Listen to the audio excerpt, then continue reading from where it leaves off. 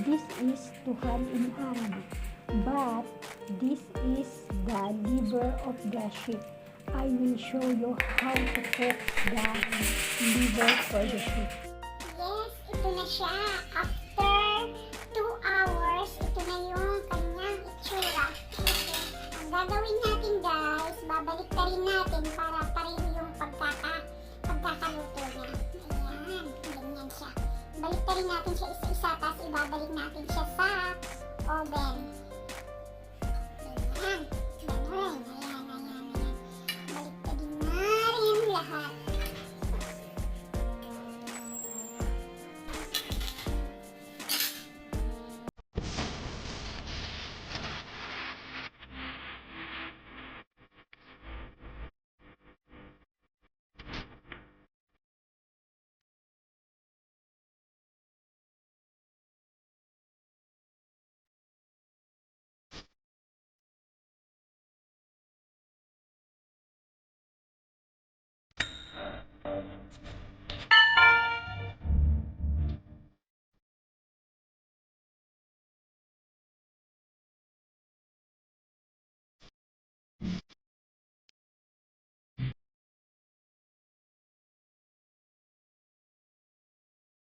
Hello guys, good morning. Ngayon naman guys, tuturuan ko kayo kung paano naman gumawa ng liver ng sheep. Liver ng sheep, ikukuk natin siya. Pero ang gagawin natin palaman sa loob yung parsley. Ito, ang dami nito guys. I-chop ko siya. So, ipapakita ko sa inyo kung paano yung step by step para gawin yung liver. Yung liver nito guys, liver siya ng sheep. So, medyo matrabaho nga lang, pero masarap siya. Masarap talaga siyang kainin. Pero ang talaga, para matanggal yung lansa ng, kailangan talaga siya lagyan ng, yung palaman niya. Para lang masarap. Garlic, more lemon, and hot pepper. Yung talagang nakakapagpasarap sa liver ng sheep. So, ngayon guys, samahan nyo ako na gawin tong liver. Ang tawag nito sa Arabic, tuhal. Pero sa another language, hindi ko alam. Basta ang tawag nila dito, tuhal. Pero yung tuhal na yan, liver siya ng sheep. Okay guys, papakita ko sa inyo kung paano. Let's go! Tuturuan ko po kayo kung paano gumawa na. Tawag kasi dito sa Arab guys, tuhal. Pero ito guys ay liver ng sheep. Liver ng sheep siya guys. Tapos, lulutuin siya natin. Kaya lang frozen pa siya. Antayin lang muna natin siya. Made in siya guys. Made in New Zealand. Ayun, made in New Zealand. Product ng New Zealand siya. Liver siya ng sheep guys. So, madaming proseso. Matagal na lutuin guys. Pero masarap talaga siya. Ganyan siya.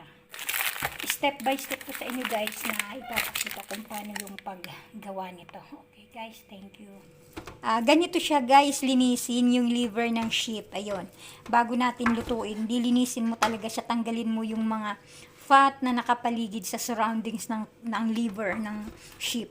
Ayun, mahirap siya guys. Tapos, ingat tayo na wag ma-damage yung katulad na damage siya. Pag nilagyan mo siya ng palaman sa loob, siya, mapupunit. You see? Ganyan siya kahirap. Linisin. Dahan-dahan para hindi siya masira ba. Ayan, tanggalin natin lang lahat ng fat na nakapaligid dyan. Ayan. Pero yan yung parang pinaka-plastic na, ingat tayo guys na wag siya mapunit ha. Ito na guys yung liver natin, yung nilinis ko kanina.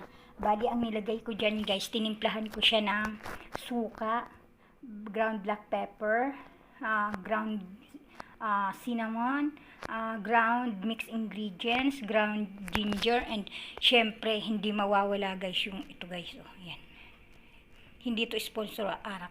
Binili lang to. Ito. Ayan, arak siya guys. Ayan. Ang arak talaga, siya talaga guys yung nagpapatanggal ng lansa ba. Kasi masyadong malansa yan. Ibinabad ko siya ng whole the night sa ref. Tapos, ayan, mamaya-maya, anuhan na natin siya. imimix natin, lalagyan natin yung loob niya guys. May butas yan sa loob guys. Papakita ko kung paano ilagay yung imimix natin dyan sa loob yung parsley.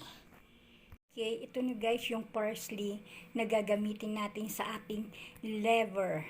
Okay, ang gagawin ko dito guys, i-chop ko muna siya ng pinong-pino. Tapos saka natin titimplahan ng lemon, garlic, and hot pepper. Imimix natin yung pinaka ito, yung ilalagay natin sa loob ng liver. So, chop ko na muna siya guys. Ang ganda ko guys to. Ganyan, joke. Ganyan ang ginagawa ko pag nagluluto ako. Kinukover ko yung hair ko para safe na hindi siya na madagdagan talaga ng hair. Di natin alam na may mga falling hair tayo dyan. So, mas okay na yung safety tayo sa ating pagluluto kasi delikado. So, kailangan natin na maging malinis. Kaya, pinaka-importante sa lahat, i-cover natin yung hair natin pag nagluluto tayo para secure talaga yung ating pagkain. Ito na guys, i-chop ko na siya. Ganito ako mag-chop para, ito yung gamit ko guys, para mas easy siya na mas easy siya na i-chop. Hindi malidinan yung kamay. So, kailangan natin mag-wear ng gloves para mas safety.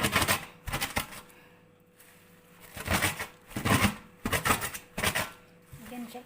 Uubusin ko yung sharply guys na i-chop para mas marami. Kasi 3 kilo yung gagawin namin ngayon, medyo marami. Kaya kailangan natin ng marami din na parsley.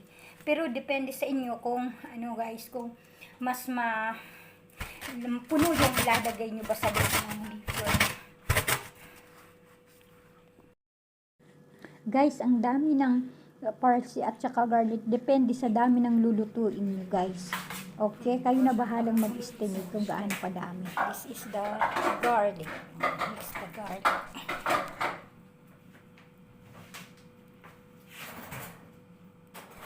Ayan.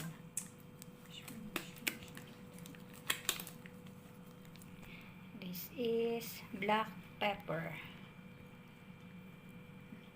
We mix together in the parsley. This is mixed ingredients. Sumac, ground ginger. Okay, lemon. Put the lemon. This is lemon juice. Okay. And olive oil.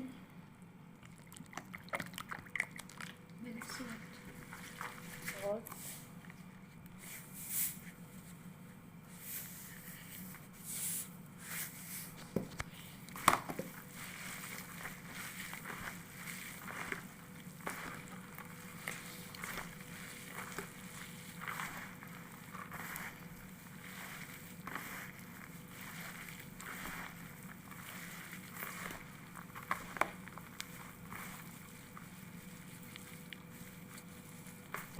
Too much spicy.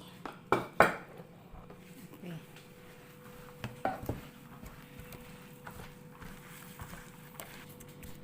Ayan guys, hanapin natin yung butas na para din natin ipapasok yung yung flavor sa loob. Ayan.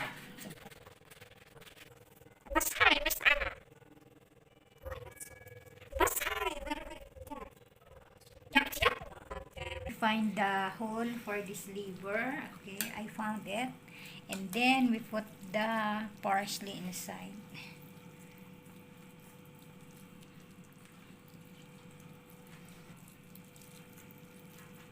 Okay, make this. Oh, this is the finish. Okay.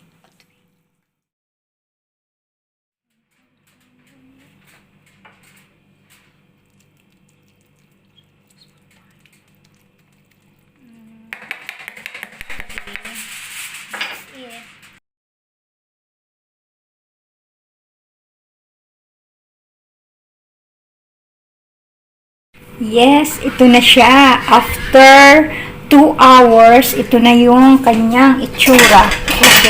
Ang gagawin natin guys, babalik ta rin natin para pareho yung pagkakaluto niya. Ayan, ganyan siya. Baliktarin natin siya isa-isa, tapos ibabalik natin siya sa oven. Ganyan. Ganun. Ayan, ayan, ayan. Baliktarin na rin lahat.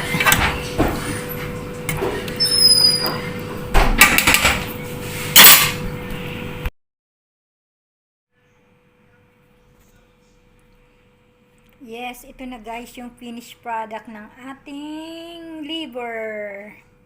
Ayan. In Arabic, tuhal. Ayan, ganyan na siya guys. Finished product natin. Ayan guys, tikman na natin. Ganyan siya. Ayan yung nasa ayan yung nasa loob niya guys sa iyo. Ayan. Ganun na siya.